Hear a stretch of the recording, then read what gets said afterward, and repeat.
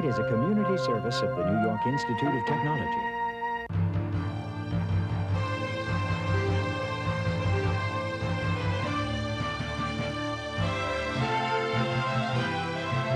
Covering the news of Nassau and Suffolk Counties, Long Island News Tonight with Ken Eckhart, Carol Peck, and the award-winning LI News team.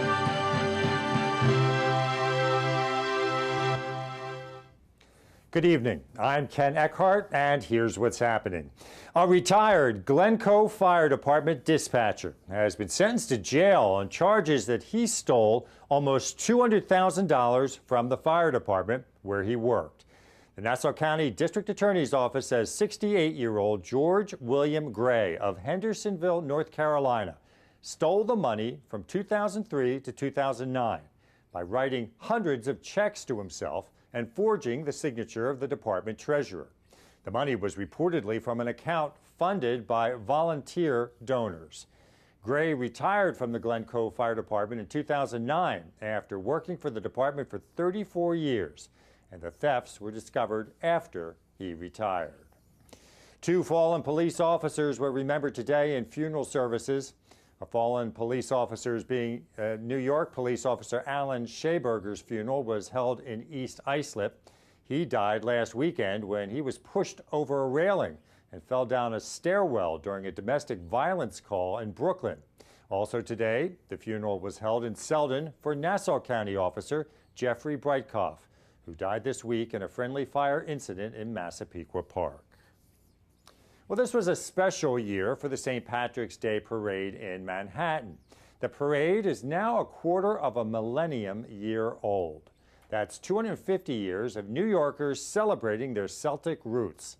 Rob Marzano, who was at the parade, says it was a great day for the Irish.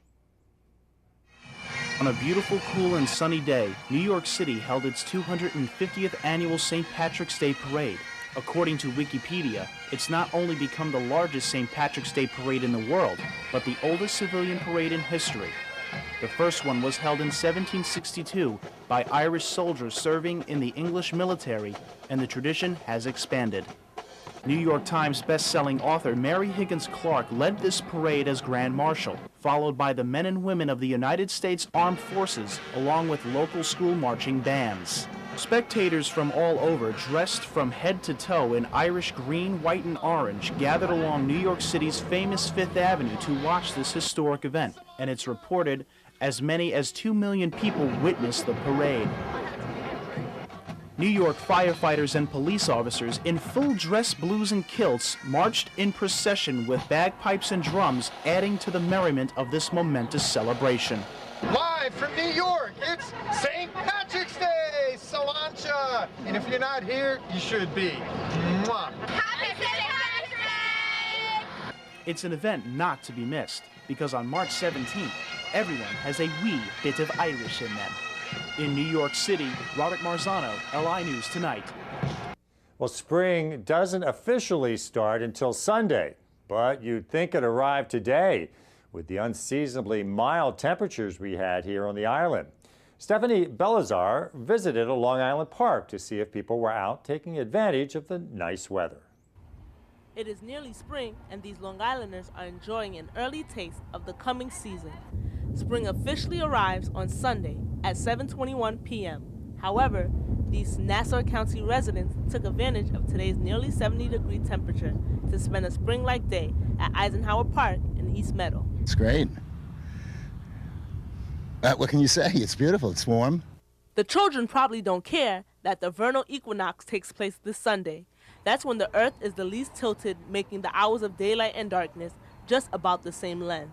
And their parents are just happy they can spend time outdoors. We love it.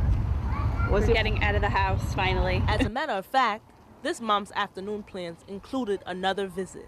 This is it. Park, nap, probably come back later. All in all, it was a good day for running, playing, or just being outside. In East Meadow, Stephanie Belazar, LI News Tonight.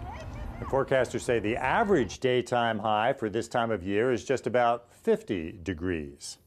Well, Wall Street closed the week on an up note today.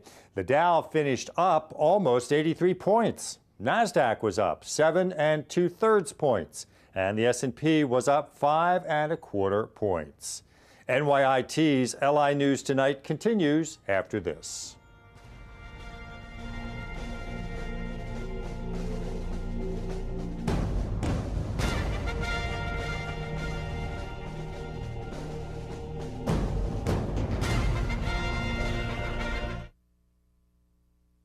Chefs for Children Food and Wine Tasting helps raise money for children with language and autism disorders at Jericho Terrace in Mineola on Wednesday, March 23rd at 6:30 p.m. For more information, call 516-609-2000, extension 214. Nassau Community College presents Cabaret based on the 1998 revival of the musical in Garden City, Wednesday, March 23rd through Saturday, March 26th at 8 p.m. and Sunday, March 27th at 3 p.m. For more information, call 516-572-7676.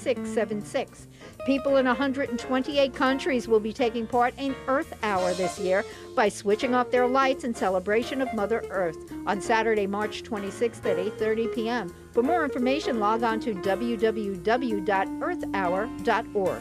Or take the kids to see Let's Have a Bite, a banquet of beastly rhymes at Nassau County Museum of Art in Roslyn Harbor, Tuesday to Sunday from 12 to 4:30 p.m. through May 8th. For more information, call 516-484-9337. If you have an event you'd like included on the LI News Tonight community calendar, send it to linewstonight@nyit.edu.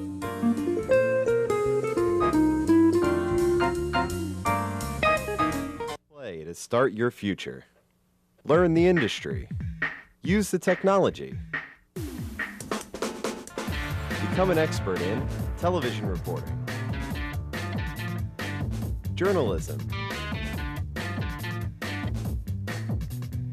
radio, digital film, public relations and advertising, television production, digital graphics, a beautiful state-of-the-art campus, a road to the job you've always wanted, in the media capital of the world. Communication Arts at NYIT. When can you start? In world headlines today, Japan now estimates almost 7,000 are dead and more than 10,000 missing after last week's earthquake and tsunami. Experts say the massive power of the tsunami likely sucked many people out to sea who won't ever be found. Meanwhile, Japan's nuclear safety agency has raised the severity rating of the country's nuclear crisis after discovering evidence of a partial meltdown. Officials have declared it a level 5 event, which puts it on par with the 1979 Three Mile Island accident in Pennsylvania. The 1986 Chernobyl accident was a level 7. Japan's prime minister today called on all the nation to unite in rebuilding the country from scratch. Here in the U.S., Japan's radioactive fallout has reached Southern California, but one expert says first readings are about 1 billion times beneath levels that would be health-threatening. Libya has declared an immediate ceasefire and stopping of all military operations. Today's decision comes after the UN voted to authorize a no-fly zone and all necessary measures to protect the Libyan people, including airstrikes. Britain says it will send fighter jets to help enforce the no-fly zone over Libya.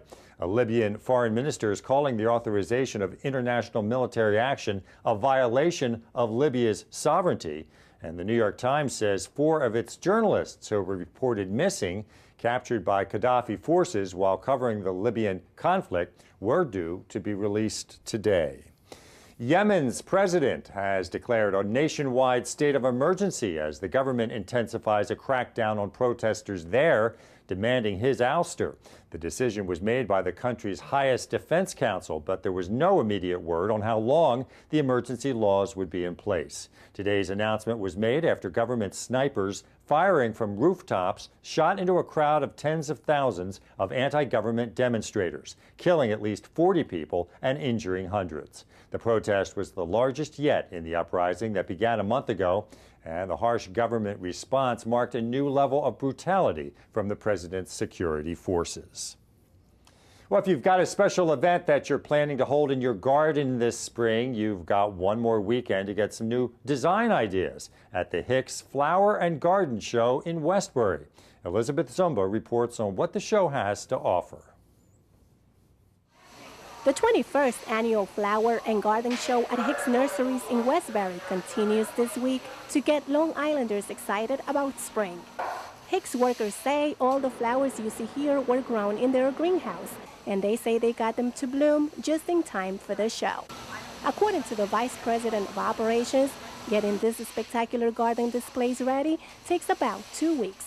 And he says the timing of the show is just right for getting winter-weary Long Islanders into a gardening frame of mind. What he thought was if we planned out beautiful gardens with forced flowers and showed them exactly how beautiful a garden was going to be in a few months, they'd come out in droves and lift their spirits from the horrible winters that they probably just went through.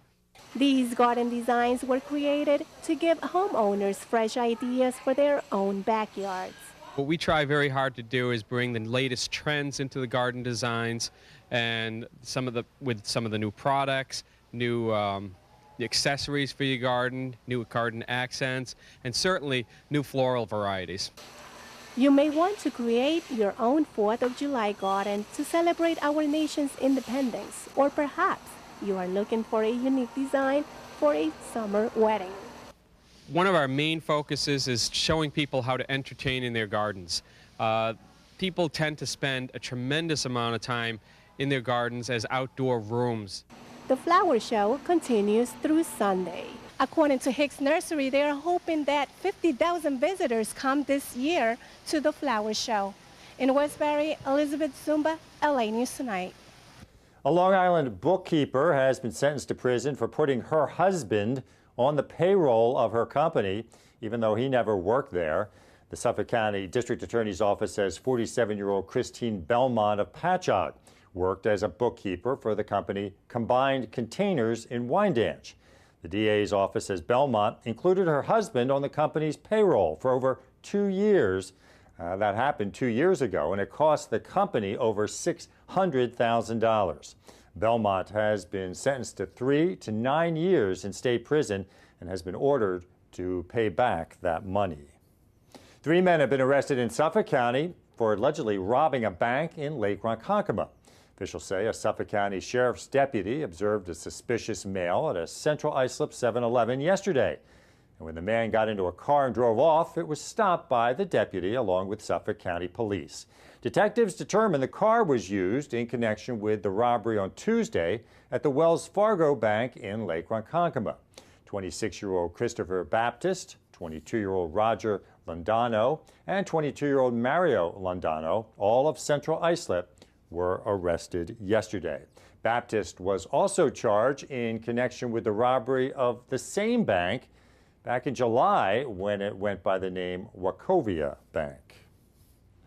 Suffolk County Police are investigating the shooting in North Babylon. Authorities say an 18-year-old female was walking with a group of friends down Centerwood Street a little after 1 this past Sunday morning when a fight broke out between 2 groups of men. During that fight, shots were fired, and police say one of the bullets grazed the girl. She was treated and released at a local hospital. Suffolk police are asking to hear from anyone with information about that incident. Well, we had a mix of sun and clouds today, and it was beautiful temperature. We're up around 70 degrees higher in some places. Tonight, partly cloudy with a low in the low 40s. Tomorrow, a mix of sun and clouds, a high around 50 degrees. Sunday, a sunny day, a high in the low 50s. Monday, showers expected with a high around 50. Tuesday, morning clouds should give way to afternoon sun with a high in the mid-50s. And that's it for NYIT's LI News Tonight. I'm Ken Eckhart. Thank you for watching. We'll see you again on Monday. Have a good weekend.